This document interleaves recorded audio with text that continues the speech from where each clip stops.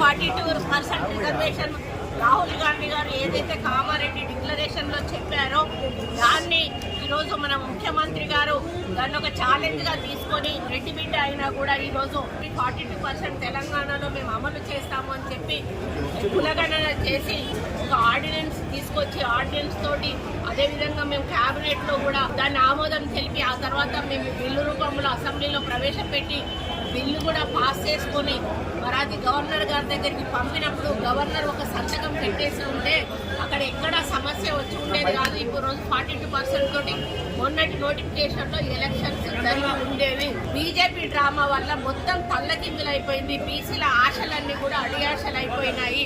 మరి వాళ్ళు అసెంబ్లీలో మద్దతు చెప్పారు, బయటికి పోయినాక తోక జాడిచ్చారు. మేము హైకోర్టులో వేస్తే హైకోర్టులో కౌంటర్ వేస్తారు, సుప్రీంకోర్టులో వేస్తే సుప్రీంకోర్టులో కౌంటర్ వేసి ఈరోజు ఆ బిల్లు పాస్ కాకుండా చేసి బీసీలకు అన్యాయం చేశారు. దీనికి ఎందుకు అడ్డుపుల్ల వేయాల్సిన అవసరం ఉన్నది అంటే బీసీలు మనుషులు కారా?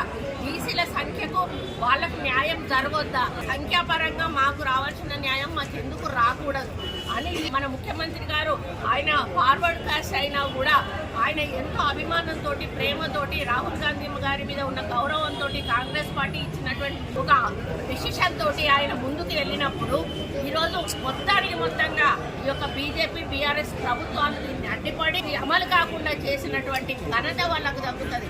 ఈరోజు బీసీల పాపం వాళ్ళకు కొట్టుతుంది. ఎందుకంటే వాళ్ళు మీ కోర్టులో ఉంది, మీరు మాట్లాడండి, ప్రధానమంత్రితో మాట్లాడి అది అమలు చేపిస్తే మీకే వస్తుంది క్రెడిట్, మీరే తీసుకోండి, మాకేం అభ్యంతరం లేదు.